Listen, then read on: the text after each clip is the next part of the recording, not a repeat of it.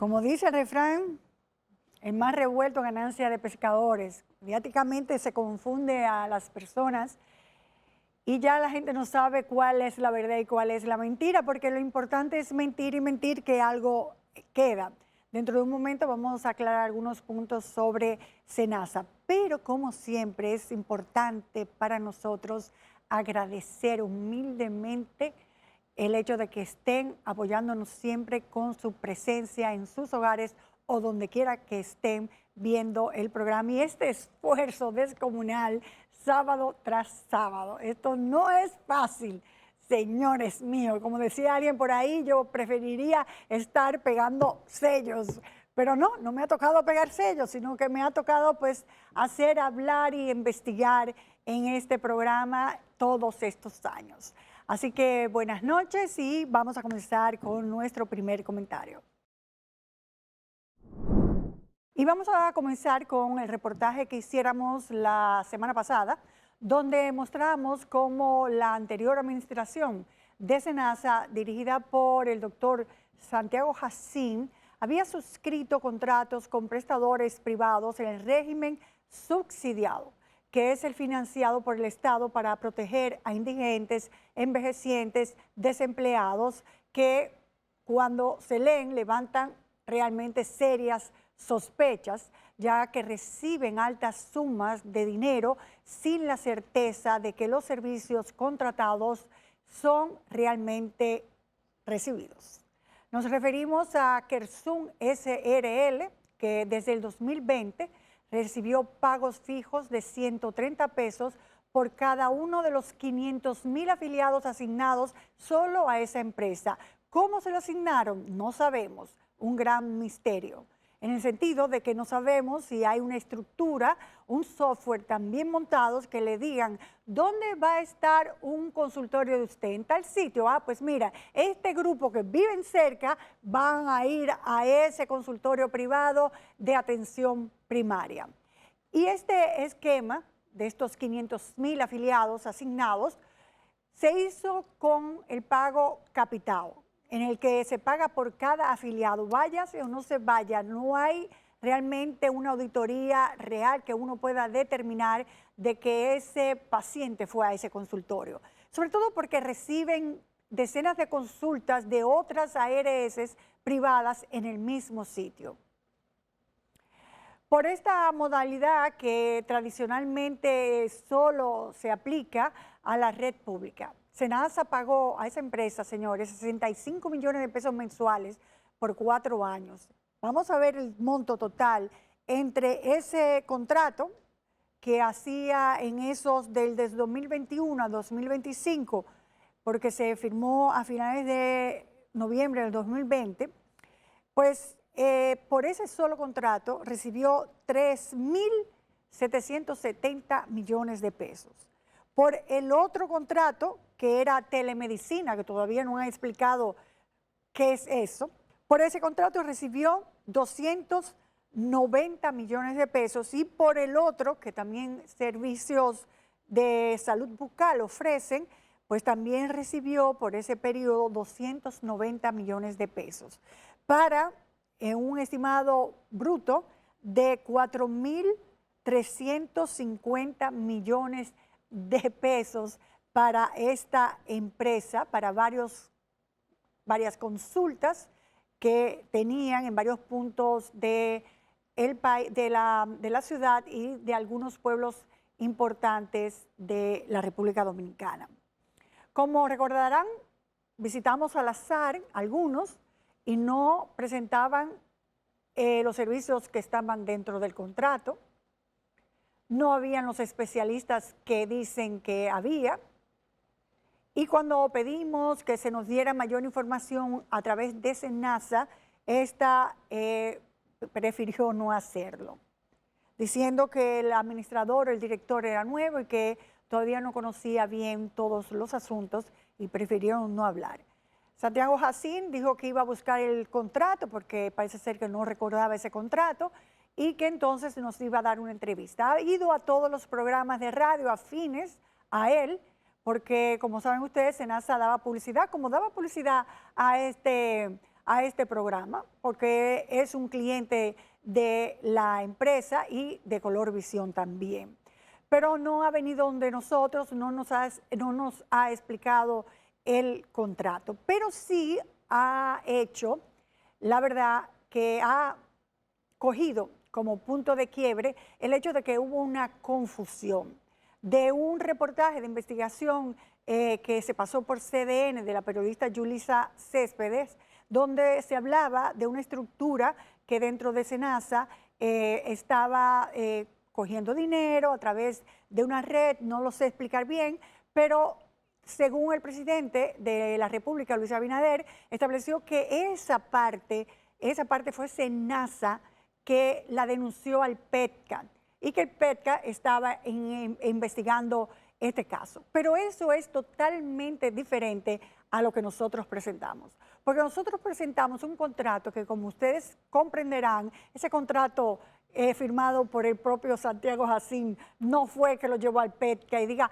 verifíqueme este contrato, a ver si está bien, si yo soy una persona honesta o no soy una persona honesta. Eso no tiene sentido de que hayan mezclado estos reportajes cuando son temas totalmente diferentes. El tema que nosotros tratamos es de un contrato multimillonario firmado por el propio Santiago Jacín, que no estaba siendo investigado, que ahora la Procuraduría establece que se abrirán nuevas vías de investigación sobre este asunto, porque es importante.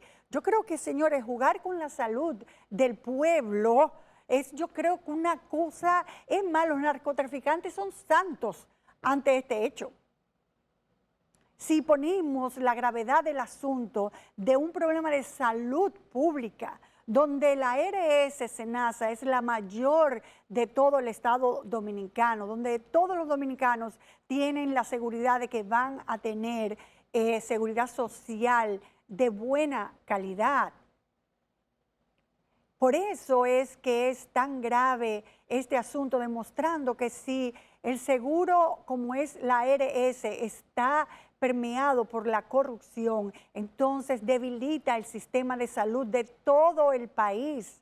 Es como si estuviera casi ya en cuidados intensivos, donde hay que administrarle sueros importantes para inyectarle recursos por la deficiencia administrativa posiblemente que hubo en el pasado. Y si vemos cómo este contrato se firmó como otros, que lo tienen bien guardaditos y no lo quieren dar, nosotros hemos pedido por el libre acceso a la información pública el contrato que firmó también supuestamente Santiago Jacín con su sobrino. No sabemos si fue antes de que entrara Santiago Jacín o después, pero hay un contrato que me imagino que también es un contrato de varios millones de pesos para algo que se llama telemedicina, que cuando hicimos la denuncia había un letrero en el sitio donde tiene su sede principal, pero ahora nos llamaron para decirnos que inmediatamente el reportaje sacaron el letrero, ya no está identificado el sitio. Entonces todavía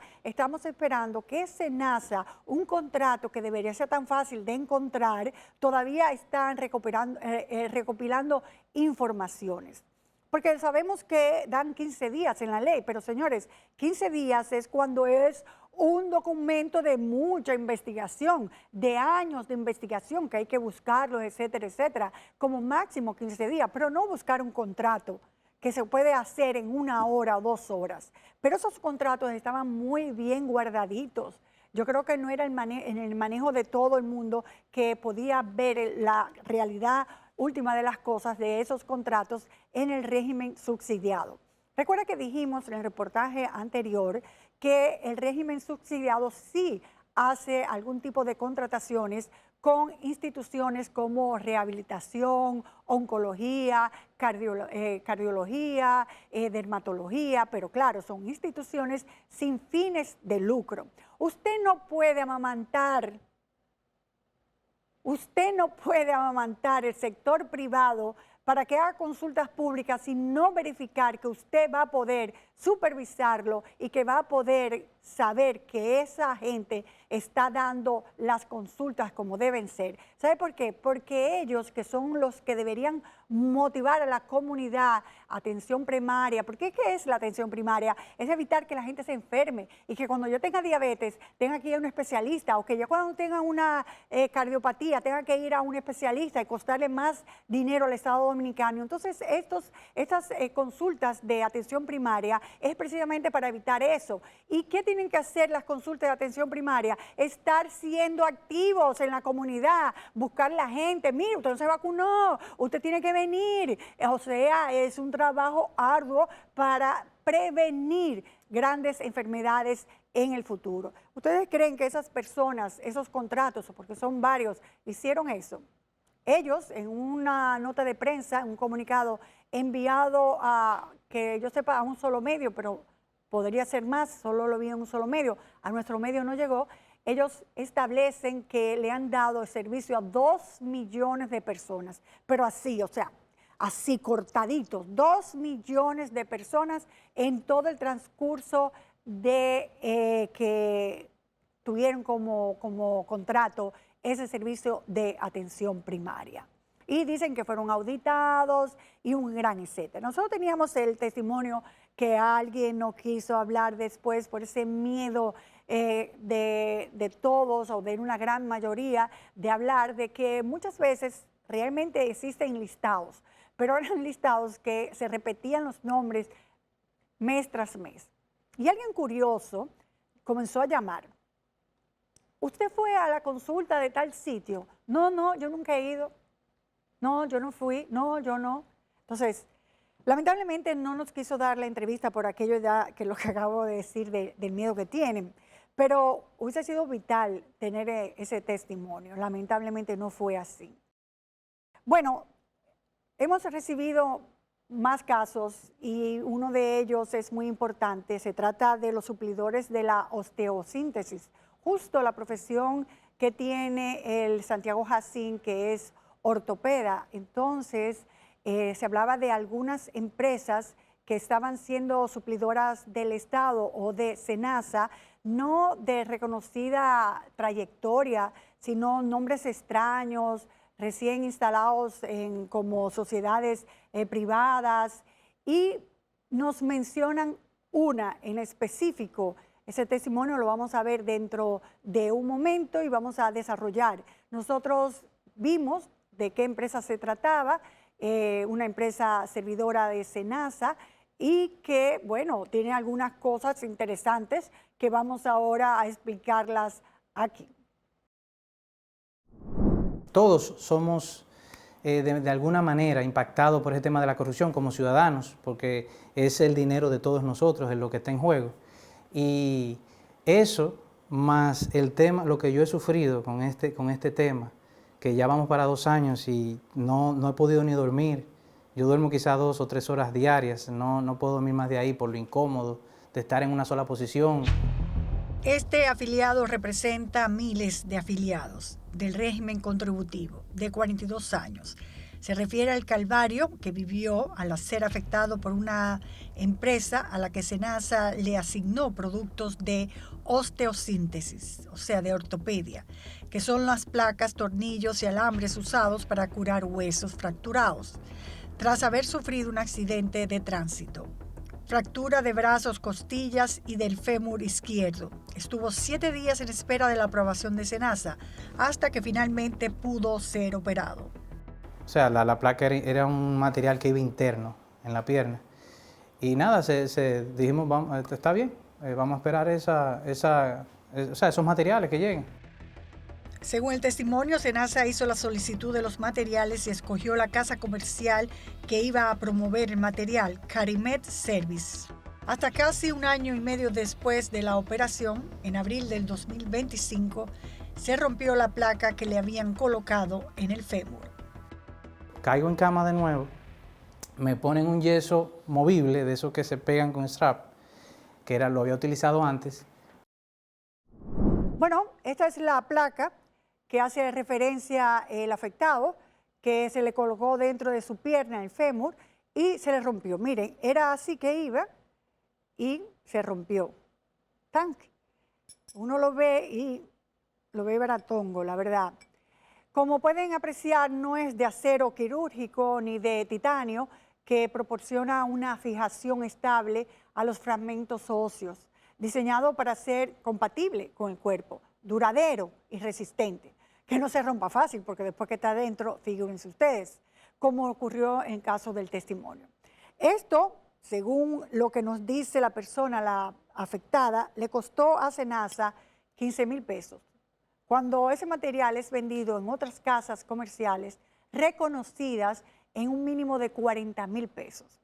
Entonces uno se da cuenta que en medio de este déficit que ahora todavía no se sabe de cuánto es, porque al principio se habló de 3,000, de 5,000, ya va por 15, ya va por 20, no se sabe porque la CISARIL no ha podido determinar todavía ese déficit. Se ve que optaron por sacrificar la salud del paciente, acudiendo a materiales más económicos y sin calidad. La recuperación, como vieron ustedes, ha sido fatal para este paciente. Ustedes lo que saben, rompérsele eso adentro por la mala calidad de estas herramientas, de esta placa. Tuvo que someterse a otra operación, esperar semanas para la aprobación y más meses de recuperación. Algo que se pudo haber resuelto con 100,000 pesos, se resolvió primero con 50 y pico de miles y luego hubo que buscar $500,000 para esta segunda intervención que no debió pasar nunca. O sea, si se pone desde el principio un material que sea adecuado. Carimed Service, constituida en 2011 y ubicada en la calle Juan Pablo Duarte, Plaza Palermo, Santiago, con la actividad de comprar y vender aparatos ortopédicos, instrumental quirúrgico, placas y elementos para radiografías y etc., tiene como principal accionista a Antolín Reynoso Morales, representante de la Offshore Financial Venture Holding Corporation, registrada en las Islas Vírgenes Británicas, un paraíso fiscal ampliamente conocido por la excepción total de impuestos y un alto nivel de confidencialidad para los accionistas. Este empresario también es un cirujano ortopeda que da consultas privadas, pero también es empleado público, pues desde el 2002 a la fecha labora en el Hospital José María Cabral Ibáez, cuya nómina de agosto del 2025 aparece con un sueldo de 100,150 pesos.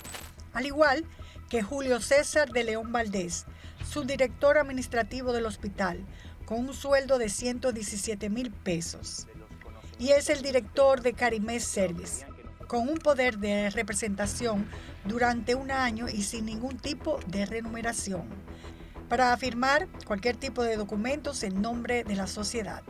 Como saben, la ley de función pública es muy clara al establecer que un servidor público no puede tener intereses económicos en contratos con el Estado que entren en conflicto con sus funciones. Que seguro a los hospitales es que estas empresas, o es que Senasa contrata a estas empresas para que vayan con estos materiales, porque de seguro no va a haber nadie que regrese para atrás con alguna queja o algo. Así que somos aquí la parte vulnerable de la sociedad, los de menos recursos, no se quejan. Hacemos una pausa y dentro de un momento hablaremos de otro contrato por más de 314 millones de pesos al mismo grupo empresarial.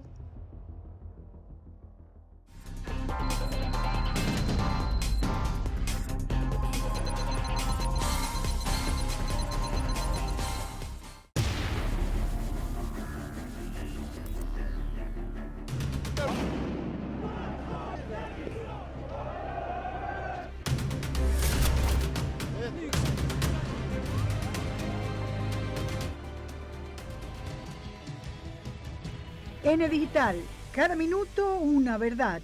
El periódico con las noticias en tiempo real.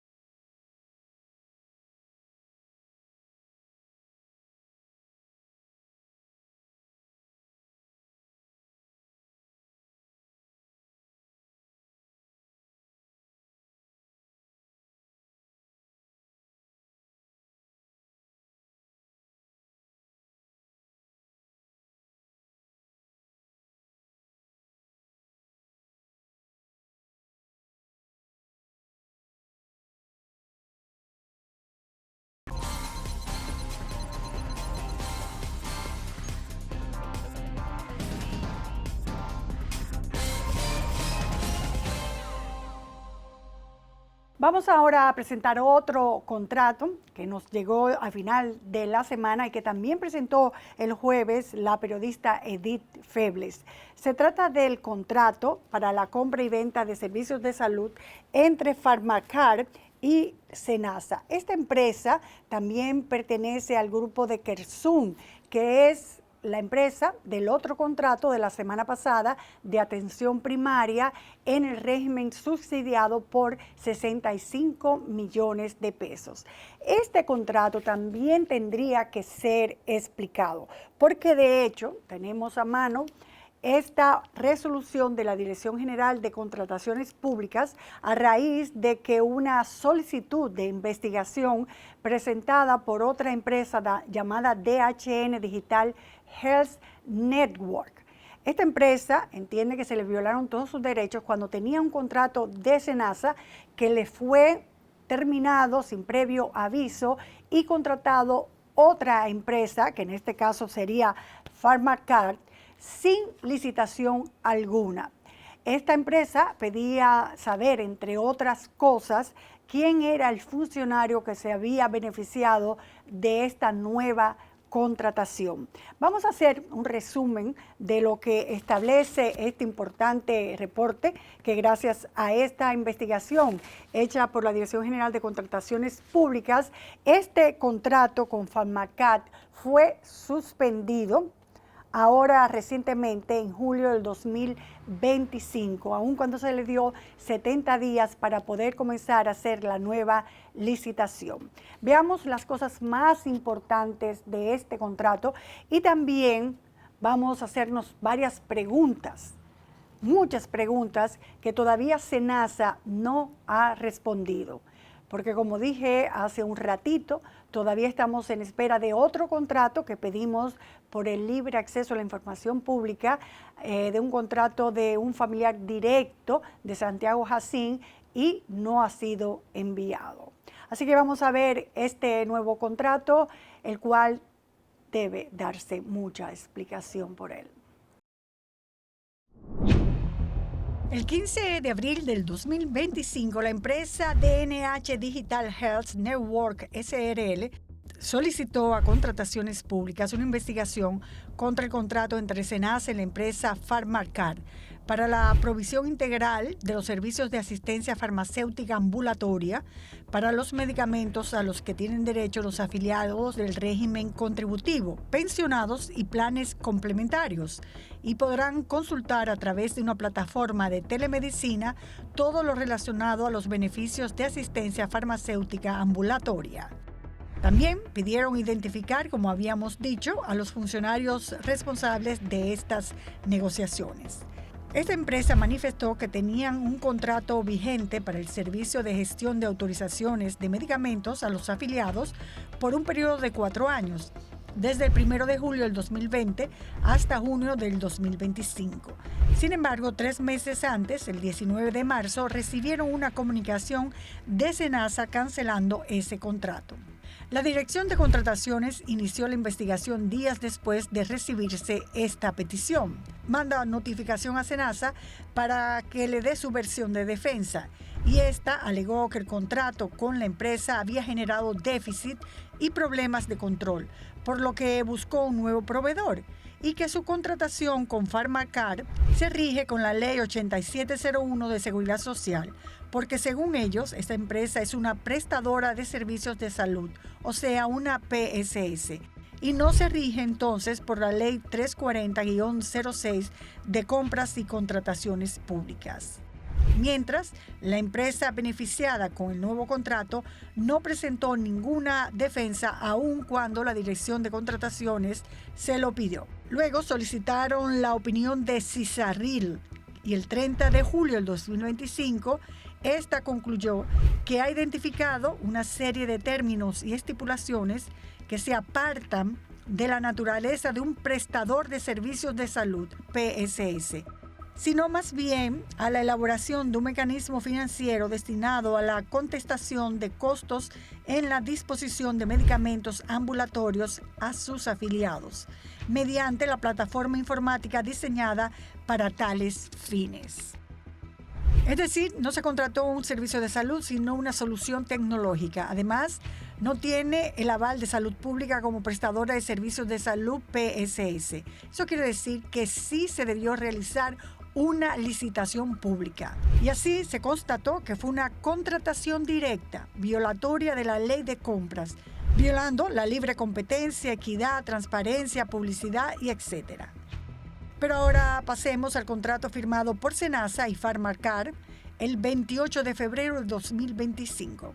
El precio per cápita acordado en esta contratación directa fue de 168 pesos por más de 1.765.266 afiliados de régimen contributivo y más de 105.628 pensionados y jubilados, que representa un pago mensual de 314 millones de pesos, que al año equivaldrían a 3.768 millones de pesos.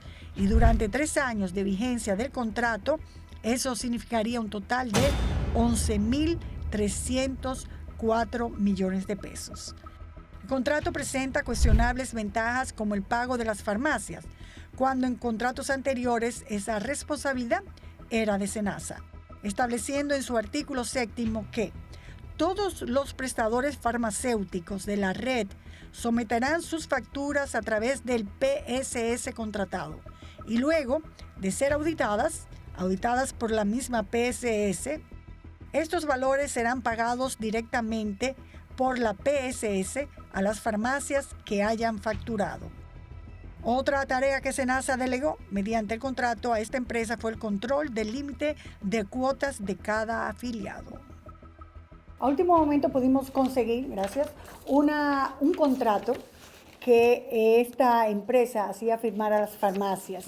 Tenemos este documento donde se avisa el 19 de marzo, Senasa avisa a todos los prestadores de servicios farmacéuticos que acaban de cambiar de empresas, que ya la asistencia farmacéutica ambulatoria va a estar a cargo de la empresa en cuestión que estamos hablando.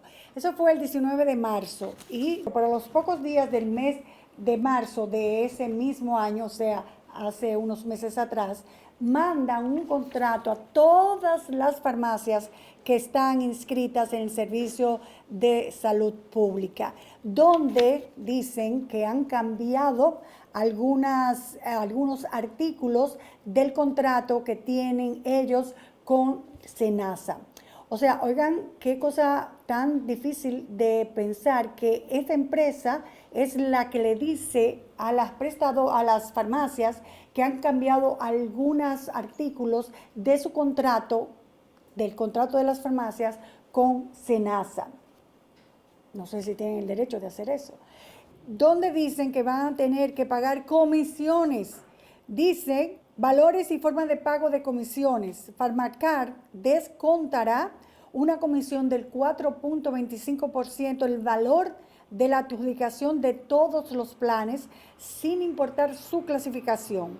Pharmacar emitirá una factura con valor fiscal por el monto de 4.25% a nombre de la farmacia. Y la farmacia autoriza a Pharmacar a retener esta comisión directamente de los pagos realizados. O sea que aparte de que esta empresa fue contratada para hacer eso, ahora la empresa también va a recibir un 4.25% de lo que las farmacias vendan a los afiliados. Pero ¿cómo así? Eso está bien. Tengo entendido que una asociación de farmacias que trataremos de conseguir la semana que viene se opuso a este contrato, porque también se dice, lo vamos a confirmar, que había que pagar un porcentaje también a esta empresa por las diligencias que tuviera que hacer con Senasa para los reclamos de los afiliados. Otro porcentaje más. Muchas cosas que explicar. Seguimos. Deporte.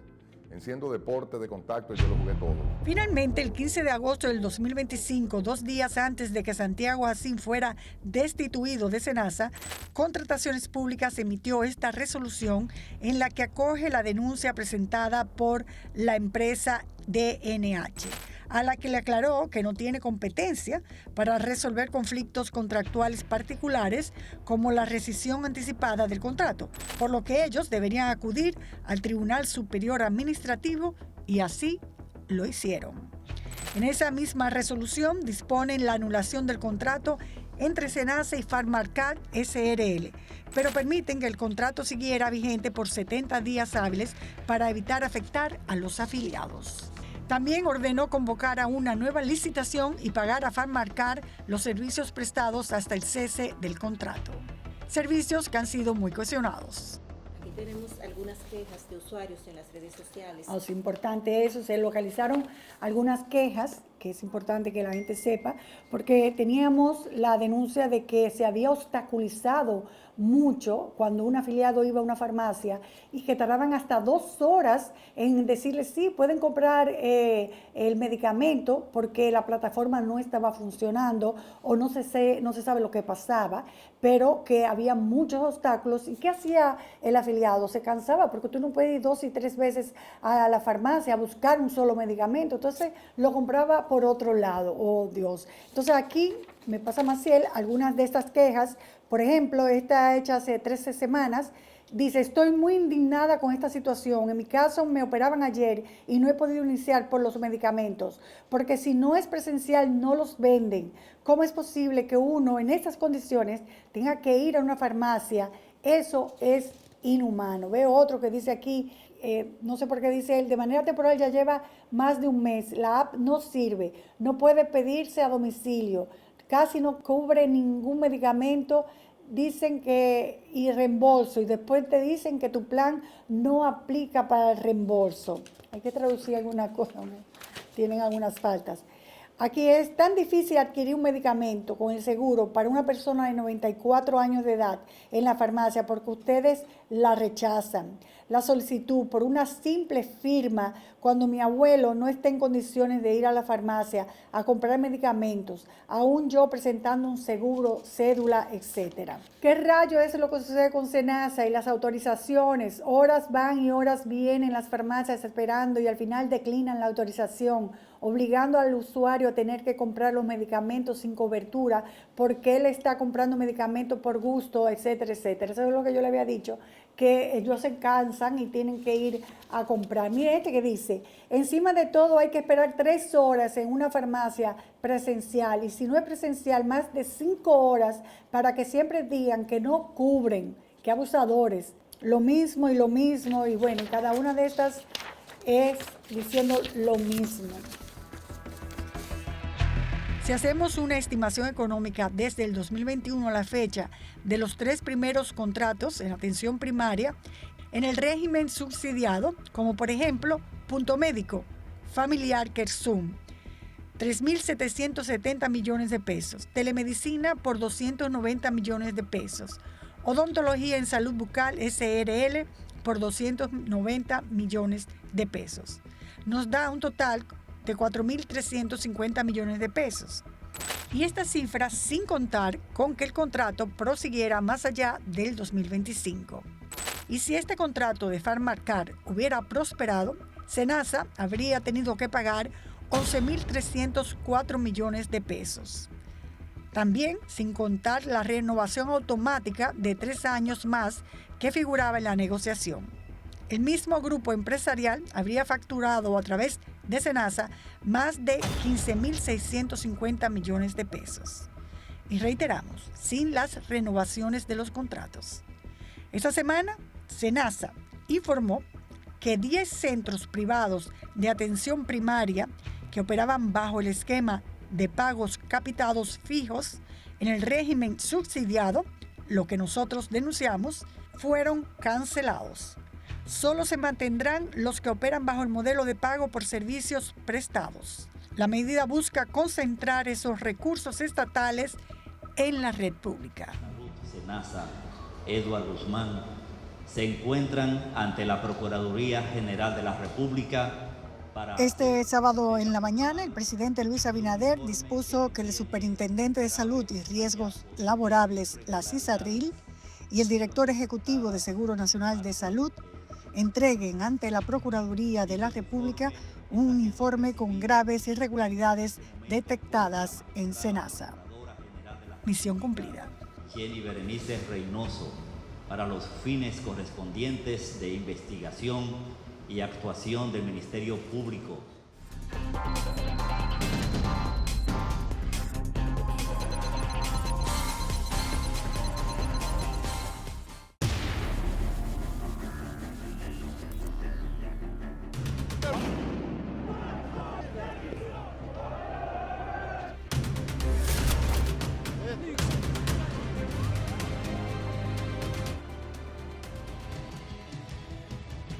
N Digital, cada minuto una verdad.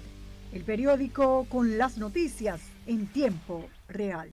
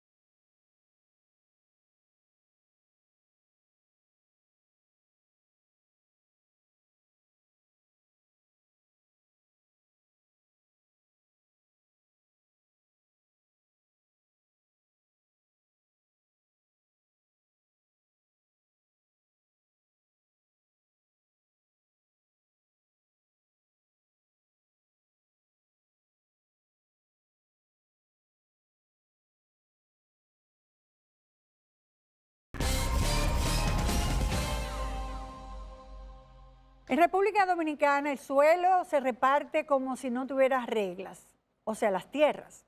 Barrios completos en zonas de riesgo, cuevas milenarias amenazadas por la minería, industrias en comunidades densamente ya pobladas y proyectos turísticos que avanzan talando bosques y muchas otras cosas más, lo cual muchas veces se van acercando más a los ríos.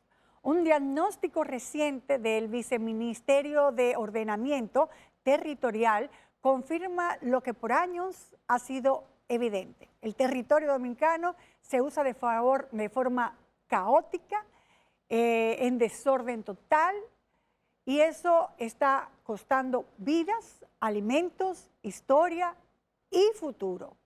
Vamos a ver qué está haciendo el gobierno para solucionar esta situación.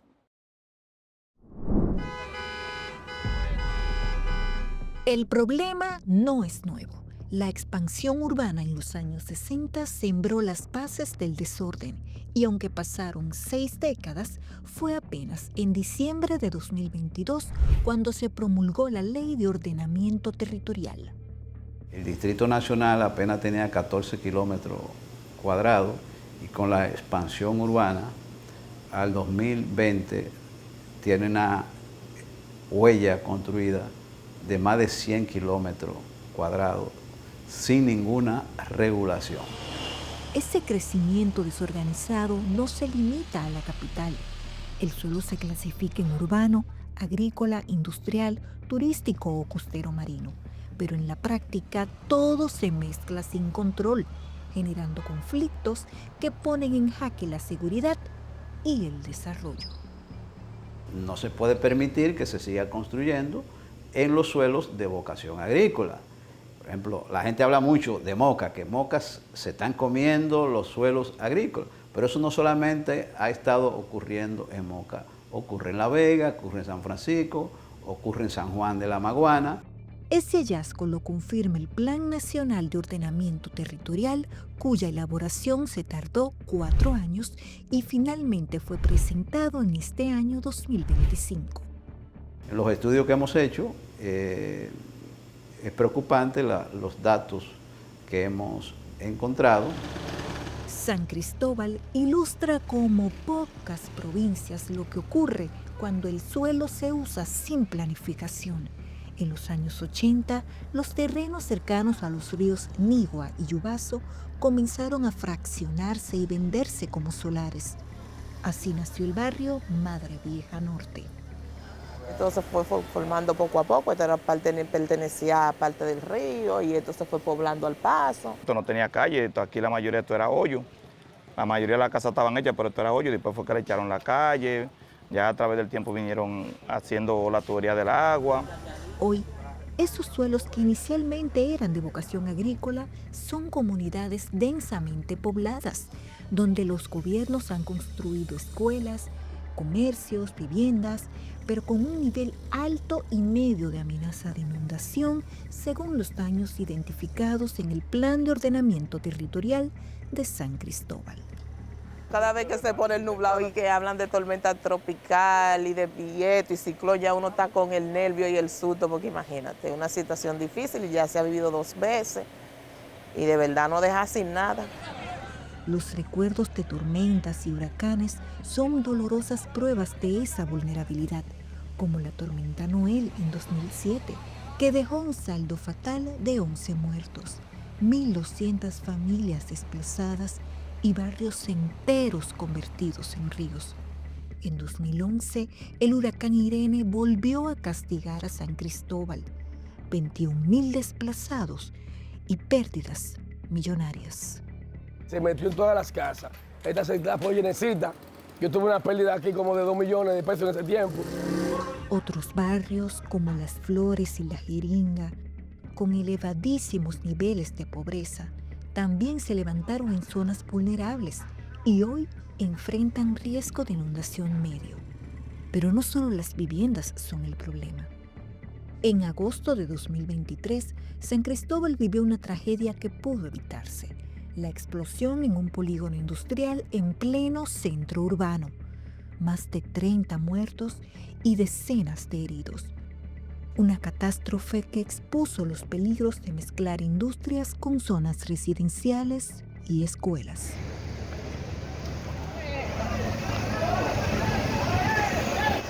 Otro conflicto de uso de suelo ocurrió en las cuevas del Pomier, zona de gran importancia ecológica e histórica que convivía con la actividad minera.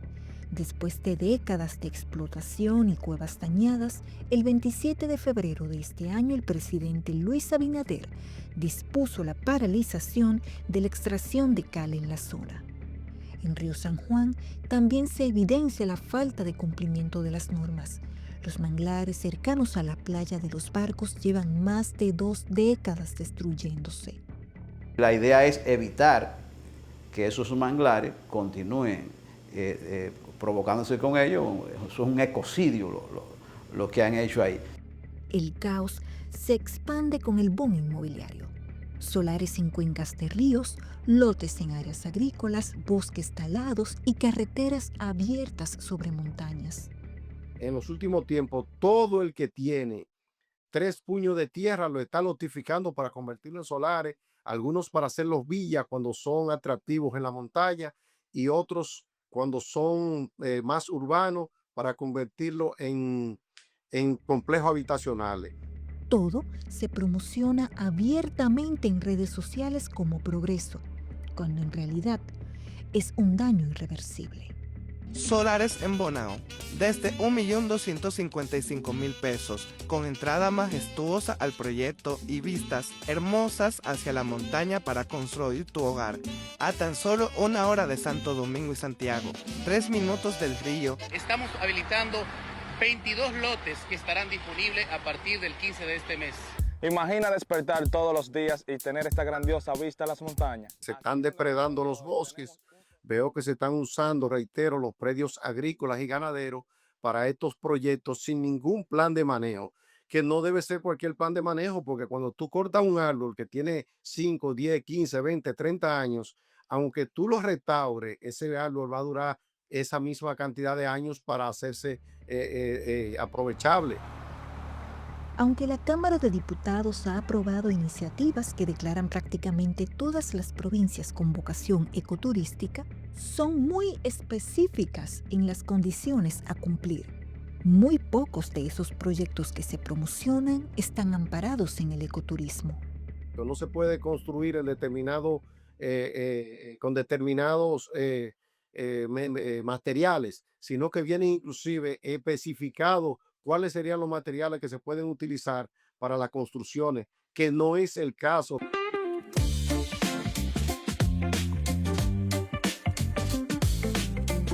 Contactamos a algunos de estos desarrolladores a los fines de verificar si tienen algún plan de manejo medioambiental, si estos proyectos son de vocación ecoturística, pero sobre todo, cuál es el nivel de fiscalización de los ayuntamientos en esas zonas. La respuesta es una demostración de cómo es la cosa. Nunca nosotros no hemos recibido nada de ningún ayuntamiento. Los ayuntamientos, que son llamados a ser los entes más cercanos a regular los usos de suelo, son los primeros en violar las leyes. Pero también hay otro asunto, el uso tiene que ver con los riesgos sísmicos. Porque ¿qué ocurre? Que hay mucha vivienda, muchas edificaciones que están sobre el suelo en riesgo sísmico. Según este estudio, las zonas más expuestas a riesgos sísmicos son las atravesadas por la falla septentrional en el Cibao Norte y el Nordeste, la falla Enriquillo Plantain Garden en la zona fronteriza y la falla de Bonao. En todo el país, al menos 300 escuelas están ubicadas sobre fallas geológicas y se consideran de alto riesgo. Según un estudio de ONESPIE, estas edificaciones requieren un refuerzo inmediato, un proceso que el Ministerio de Educación ha iniciado. Mientras, el gobierno central ha conformado una mesa de coordinación que reúne ministerios, ayuntamientos y sociedad civil para dar seguimiento a la ejecución de este plan, cuya inversión estimada es de más de 1.000 millones de pesos. Nosotros tenemos el plan, lo vamos ejecutando. Ya hoy hay municipios donde están regulados. San Francisco está regulado, Castañuela está regulado, Manzanillo está regulado. En este mes vamos a terminar a Puerto Plata y San Cristóbal, en Neiva. Cada metro cuadrado de suelo importa. Usarlo mal significa arriesgar vidas, borrar la memoria histórica y agotar los recursos que sostienen al país. Ordenar el territorio no es un lujo técnico, es una urgencia. Hoy tenemos una ley, un plan y un diagnóstico. Lo que falta es lo esencial, que los gobiernos locales se sumen con responsabilidad. Sin ellos, el ordenamiento territorial estaría en tierra movediza.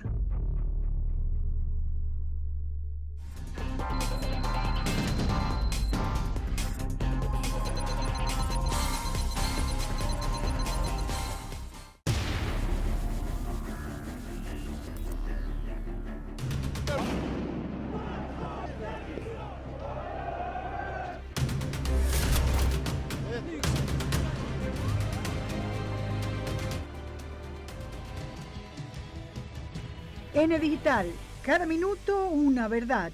El periódico con las noticias en tiempo real.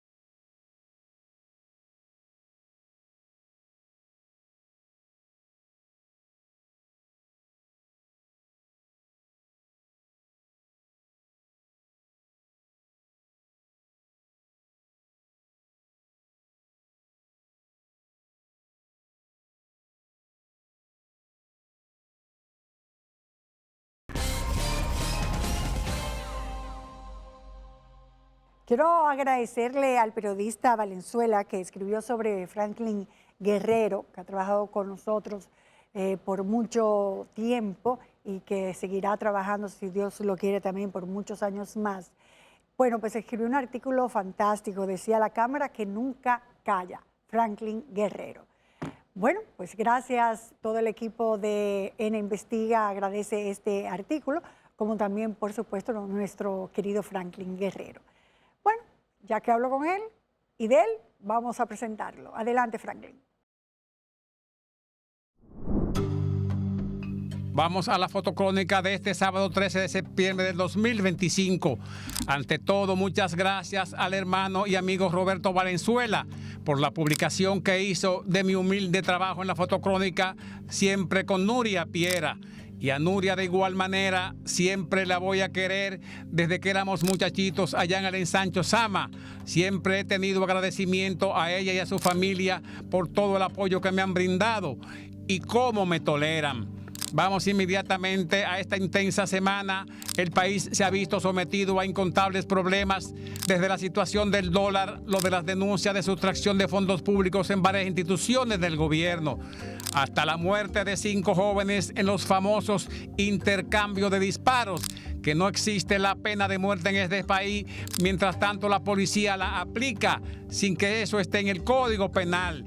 Y el Ministerio Público en silencio total. Ya van 170 en este año. En otro tema, aprovechando el tiempo y la distancia, el presidente también inauguró el puente sobre el río Bajabonico, un local de Infotep y una escuela. El puente tiene como principal importancia fortalecer la comunicación y el desarrollo agrícola en la zona de Altamira, Puerto Plata. El local de Infotep fue inaugurado en la zona franca de Puerto Plata, mientras el puente tuvo una inversión de 60 millones de pesos. En las palabras de apertura la tuvo el ministro de Obras Públicas, Eduardo Estrella. El centro de Infotep fue construido con una alianza de la Corporación de Zona Franca.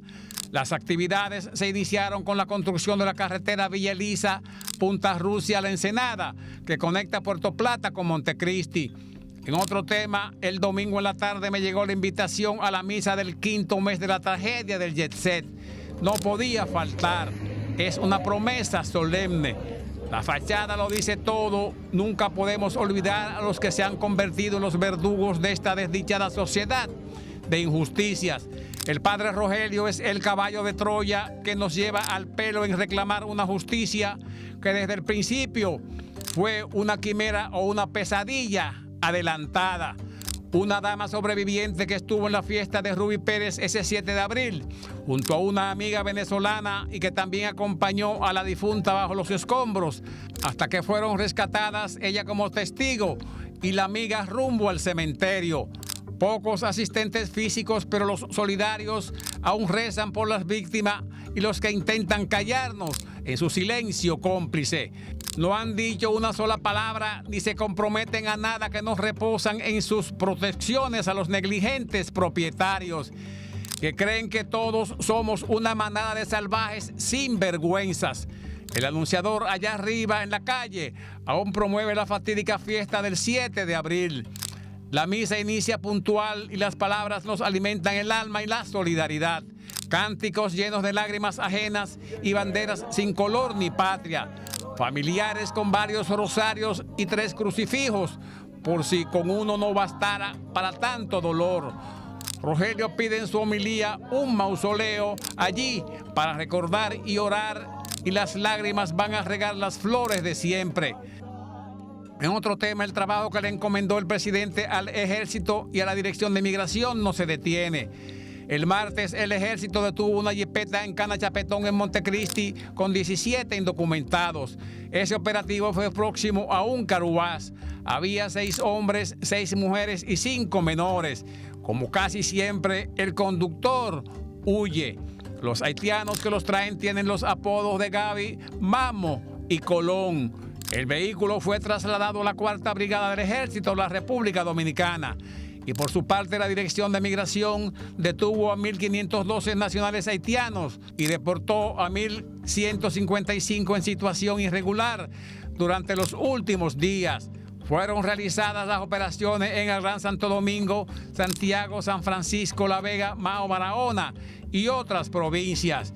Ya por último, en una entrevista con un grupo de comunicadores, el director de aduanas respondió el por qué su institución le ha caído duro a los chinos. Dijo que las subvaluaciones de las mercancías hacen que los empresarios dominicanos no puedan competir con ellos en precios. También dijo que la política del gobierno chino es producir a bajo costo, pero sin pagar los aranceles que debería. Tampoco pagar los derechos de propiedad intelectual de las mercancías que fabrican y envían por millones al país. Hasta aquí la fotocrónica de esta semana. Y un abrazo grande para mi hermana Nuria Piera. Como dicen, la verdad siempre sale a relucir porque no hay forma de ocultarla por mucho tiempo. Gracias, buenas noches, hasta la semana que viene si Dios quiere. Y ahora Sergio Carlo con el Antinoti.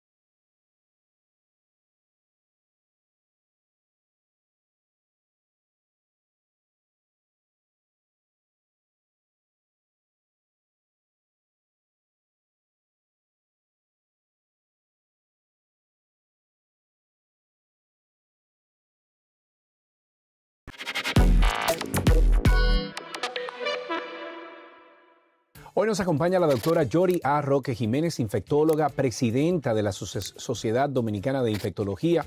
Bajo su liderazgo, la institución ha lanzado un llamado de alerta sobre, atiendan esto, la presencia de bacterias resistentes a los antibióticos en los principales ríos de nuestro país. Es un tema que toca directamente la salud pública, la política ambiental, la capacidad del Estado dominicano para responder a amenazas invisibles pero muy letales. Doctora, ¿cuánto tiempo? ¿Cómo está usted? Bienvenida al Antinoti. Yo muy bien, Sergio, muchísimas gracias. Muy honrada por estar acompañada aquí contigo. Yo creo que nunca habíamos conversado aquí en el Antinoti, ¿o sí? Una vez cuando Hace la pandemia, hace mucho, sí. Ya. Hace mucho, sí. Bueno, la doctora y yo nos conocemos hace muchos años porque durante muchos años participó con nosotros en 12 y 2 en el programa del mediodía de la 91. Ahora no estamos juntos, pero vamos a inventarnos algo, doctora, a ver cómo vuelto de alguna manera. ¿Cómo volvemos a estar al aire juntos? Porque siempre, y lo dije muchas veces públicamente, doctora, siempre agradecí mucho el tipo de información que a través de las redes sociales de @infectoteam ofrecen ustedes, pero también usted como profesional, o sea que es muy valorada. Y ahora que usted es la presidenta de esta asociación, pues me parece muy oportuno hablar con usted. Doctora, vamos al grano del asunto, a lo que ustedes publican y están llamando a alertas. ¿Qué tan grave es que bacterias resistentes como el E. coli o Klebsiella estén presentes en los ríos Osama, Isabela, Yaque? O sea, ¿estamos hablando de un problema futuro o de una crisis que ya la tenemos encima? Es una crisis, Sergio, que la tenemos encima, porque bien como mencionas, mira cómo tú conoces estas bacterias y hemos hablado de ellas anteriormente muchísimas veces, porque además de otras que también se identificaron en esos ríos y que se han identificado antes en otros estudios, incluso en agua potable, que tengan estos niveles de resistencias, ellas son responsables de la mayoría de infecciones graves que ocurren en los hospitales.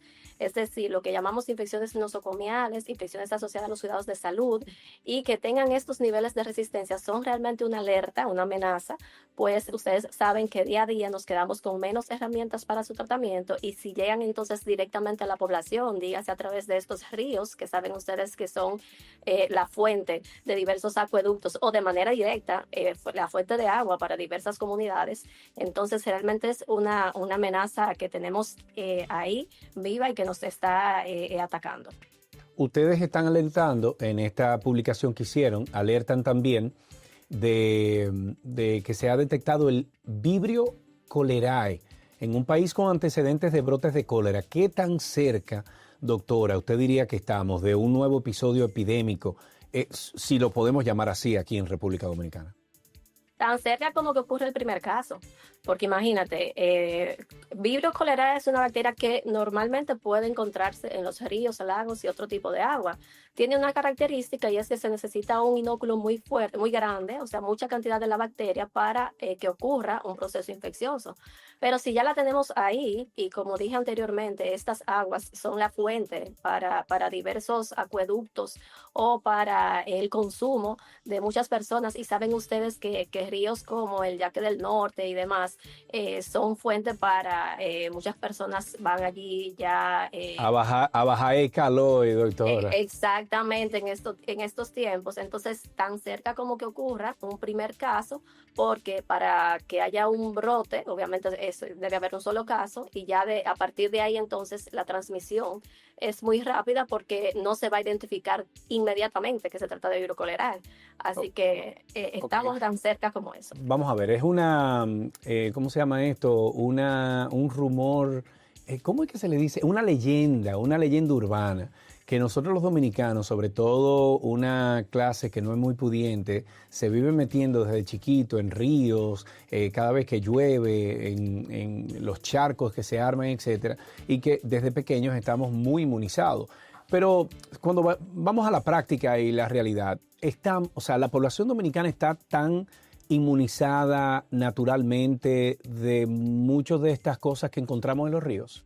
No es así. Realmente ciertamente, como dicen nuestros abuelos, nuestras abuelas, y como tú dices, esas leyendas, exponernos a diferentes microorganismos nos genera cierta inmunidad. Pero hay microorganismos como por ejemplo la salmonela, la Vibrio cholerae, Pseudomonas acinetobacter, que son consideradas muy inmunogénicas, o sea, no como que pueden causar mucha enfermedad o patógenos verdaderos, más esa era la palabra que buscaba, el término que buscaba. Al ser considerados patógenos verdaderos, inmediatamente llegan a nuestro organismo, independientemente de que nosotros tengamos inmunidad para otras bacterias semejantes, vamos a tener una enfermedad causada por esas bacterias. Así que no es del todo cierto, no nos podemos confiar. Fíjate que existen las vacunas, existen los métodos de prevención y es justamente por esto, porque no estamos inmunes a todo lo que nos exponemos. En este comunicado ustedes también hablan de automedicación, de abuso de antibióticos. Se sabe que uno llega a una farmacia, pásame ahí una cajita de antibióticos, sin ningún tipo de rigurosidad. O sea, la ley sí dice que se necesita una receta de un médico, pero esa no es la realidad. Entonces, ¿hasta qué punto la cultura dominicana de recetar en la farmacia de la esquina nos ha traído a este momento que estamos viviendo y a lo que ustedes están alertando? Mira, en gran parte es quizás una parte muy protagonista de todo esto, o tiene que ver mucho con todo esto. El hecho de que, por ejemplo, recibimos a diario pacientes con infecciones o colonizados por bacterias multidrogos resistentes y que no refieren a haber tomado antibióticos previamente, pero por diferentes circunstancias, y más adelante te mencionaré algo al respecto, ya tienen una bacteria que está resistente a los principales antibióticos que utilizamos para dichas enfermedades. Entonces, eso viene desde atrás, obviamente, desde haber utilizado diferentes medicamentos, desde haber ingerido diferentes productos alimenticios, desde habernos expuesto a diferentes personas con infecciones multidrogos resistentes. Y esa conducta, esa práctica de ir a la farmacia, ir al colmado, de buscar cualquier medicamento, no solamente antibióticos, porque sabemos que también se buscan más, pero quizás porque nos compete ahora, el impacto que esto genera en el cuerpo humano, en las diferentes microbiotas, que son las poblaciones de bacterias que habitan en nuestro organismo, es muy amplio, es directamente proporcional de manera negativa y genera esta resistencia. Así que sí, eso tiene mucho que ver. Si hablamos de resistencia, podemos hablar de países como la India o Pakistán, que esa resistencia que usted dice, antimicrobiana, ya hasta este punto ya ha colapsado incluso hospitales enteros. ¿Usted entiende que la República Dominicana está en esa ruta si no actúa de inmediato con estos temas? Y es eso, es que necesitamos actuar de inmediato. Si bien, como mencionas, Pakistán, la India y otros muchos países que tienen quizás algunos sistemas de salud más eficientes que el de nosotros, e incluso sistemas de salud también más robustos, tienen estos problemas de que los hospitales colapsados por problemas o pacientes con infecciones multidrogos resistentes, obviamente nosotros estamos también en ese camino. Y no es porque quizás no tenemos el conocimiento para tratarlas o quizás no tenemos el personal, sino más bien porque no se adoptan diferentes políticas necesarias a nivel de salud pública para evitar que esto suceda. El Ministerio de Salud Pública y Medio Ambiente han sido, o sea, son señalados en ese comunicado que ustedes han publicado. ¿Han sido negligentes los gobiernos dominicanos, doctora? ¿Usted entiende frente a este problema en generaciones? Que de alguna manera tú querías como involucrarme, ¿verdad? Realmente decir negligente, no, quizás es una palabra muy fuerte, quizás a lo mejor se han hecho esfuerzos que no han arrojado el resultado correcto.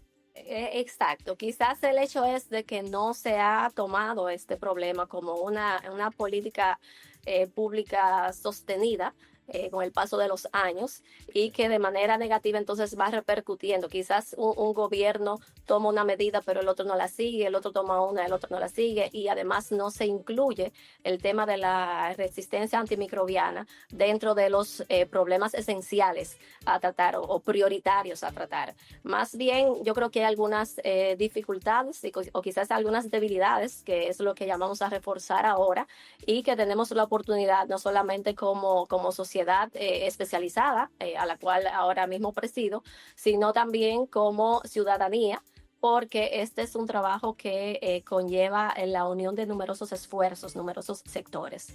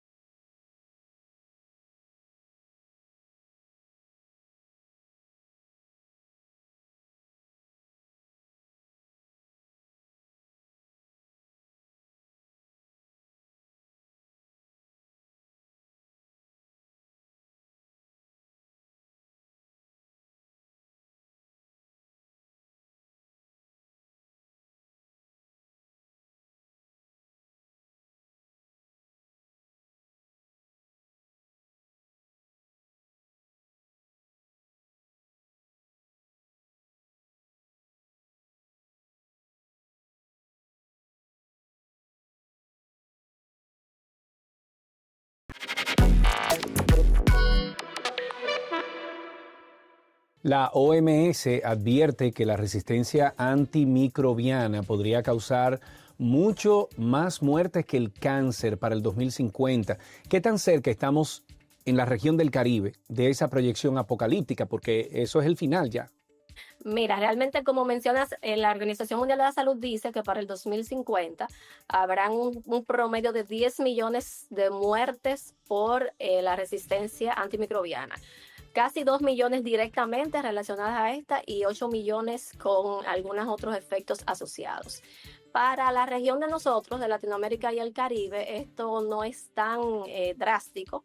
Realmente para el 2021-22 se reportaron casi 350,000 muertes asociadas a la resistencia antimicrobiana y se espera que para el 2050 se duplique, un poco más de 600,000, 650,000. O sea que estamos un poco lejos de ese número, pero no lo podemos ver así porque aunque estemos lejos de ese total, somos parte de. Claro. La Organización Mundial de la Salud dice 10 millones de manera global y se incluye Latinoamérica y el Caribe. Y nosotros para ser una región específica, tenemos un número que realmente llama la atención y si seguimos de esta manera, obviamente va a afectar definitivamente con las dificultades que tenemos en nuestro sistema de salud. En Europa existen ya programas estrictos de tratamiento, aguas residuales, control antibiótico, control de antibióticos incluso. ¿Por qué usted cree que aquí seguimos sin políticas públicas efectivas a pesar de décadas de advertencias científicas como la que están haciendo ustedes ahora mismo desde la asociación? Mira qué pasa, que Europa desde hace tiempo se dio cuenta que este era un problema realmente al que había que ponerle y tenemos que hacer también hincapié en que países, por ejemplo, o ciudades importantes como París, ciudades importantes como Madrid, etcétera, que existen en Europa y por su tiempo de existencia, pues venían experimentando lo que a lo mejor a nosotros nos está cayendo arriba desde hace años atrás, ¿verdad? Así es, como mencionas y también desde mi perspectiva, es lo que he visto a través de los años y sabes tú que viviendo de primera línea quizás cuando acudo a los congresos internacionales y puedo mirar cómo son los sistemas de salud allá y todas esas políticas de Estado que se han asumido con esto del control de las aguas residuales, con esto del control de los antimicrobianos, el expendio que no es así libre, de manera libre como lo hacemos nosotros, como lo tenemos nosotros aquí. Y todo eso ha impactado de manera muy positiva porque obviamente disminuye. No es que están exentos, porque ellos siguen estando en ese 10 millones que habla la Organización Mundial de la Salud, pero sí están como en un camino mucho más rígido en el sentido del control y la lucha contra la resistencia antimicrobiana, porque han asumido eso como un problema que realmente es prioritario y lo han asumido como una política de Estado, haciendo esfuerzos y concertando diferentes sectores, no solamente la salud, sino también agrícola, sino también comunidades y demás. No podemos tapar el sol con un dedo, también tenemos que hablar del sector privado, de las industrias, de las clínicas farmacéuticas que también tienen un grado de responsabilidad en esta contaminación y el mal uso de antibióticos. Por lo mismo que yo mencioné ahorita y por otros factores, o sea, hoy en día existen los controles, pero no se aplican. Entonces, usted entiende que, y ven ustedes desde la sociedad que se está enfrentando de verdad a estos intereses económicos. Ese punto es también álgico y como mencionas, estos intereses económicos en cierta medida han sobrepasado lo que son los intereses de la salud de la población. Y lo digo porque ciertamente el sector privado tiene una enorme cuota de responsabilidad por el hecho de que se descargan residuos sin controles, hospitales que prescriben antimicrobianos sin protocolos o guías adecuadas, las farmacias que venden los antibióticos sin ninguna receta médica y obviamente todo se encierra o todo se engloba en esos intereses económicos. Hace falta, obviamente, desde quizás entidades mayores o las entidades pertinentes, que se tome un control y yo creo mucho en lo que es tiene que haber un efecto, es decir, tiene que haber una ley, tiene que haber un efecto y una vez que se rompen esos protocolos y se rompen esas leyes, debe haber una consecuencia. Entonces, eso es algo de lo que estamos tratando ahora, junto con, o más bien utilizando este comunicado también como una oportunidad para reforzar lo que se quiere trabajar desde el Ministerio de Salud Pública en conjunto con la Sociedad Dominicana de Infectología, porque son muchos sectores que se involucran para realmente controlar lo que es la resistencia antimicrobiana. Nosotros estamos a tal punto de que en el aeropuerto, no sé si le ha tocado a usted, doctora, pero a mí sí, yo lo he visto, en el aeropuerto hay farmacias donde tú antes de montarte ya al avión, tú puedes ir a la farmacia y puedes comprar 3 cajas de antibióticos, 2 cajas de qué sé yo, que en Estados Unidos o en otros lugares son sustancias controladas. Así mismo, lo he visto. No lo he adquirido yo, pero sí lo he visto con mis ojos, de que previo a tomar un vuelo se compran los antibióticos. Personas que me han pedido, como sabrás, familiares que me dicen tráeme tal cosa y yo no, espérate, yo no puedo. Pero así es que estamos. Ustedes plantean en este informe también que han hecho público un enfoque de una salud que integra salud humana, animal, medioambiental, pero yo creo que aterrizando un poquito y siendo realistas, ¿hay voluntad política aquí en República Dominicana para coordinar a todos estos sectores? No sé. Sergio, yo quiero creer que la hay. Yo quiero.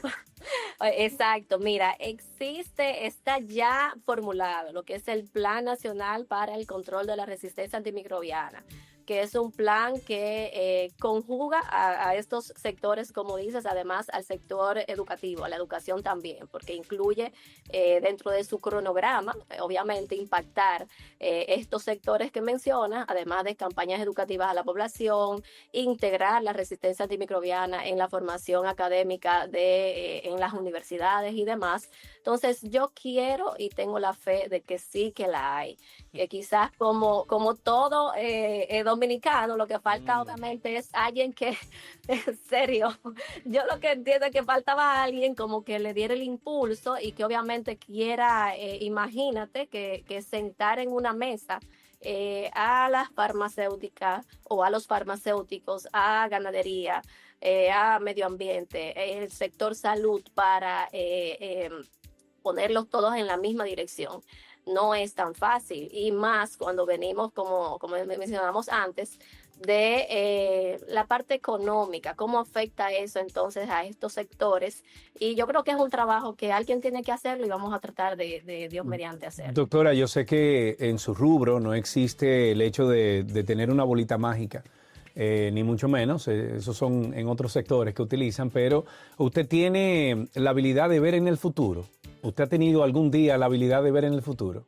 Bueno, no tengo la habilidad, pero predecimos. Ok, fíjate, sí, vamos, entonces, partiendo de esa premisa, si mañana, si hoy no se toma ninguna acción en cuanto a este tema aquí en República Dominicana, ¿qué usted entiende o cuáles escenarios debemos esperar en términos de salud, de economía, de vida cotidiana en nuestro país en cuanto a estos temas de la resistencia de antibióticos?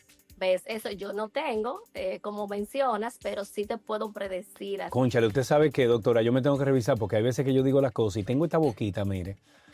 Sí, pero tú sabes que nos ha pasado anteriormente, que mencionamos algo y 2 semanas después decimos, ¿te acuerdas lo que mencionamos? Lo recuerdo, sobre todo en pandemia, eso se ocurrió mucho.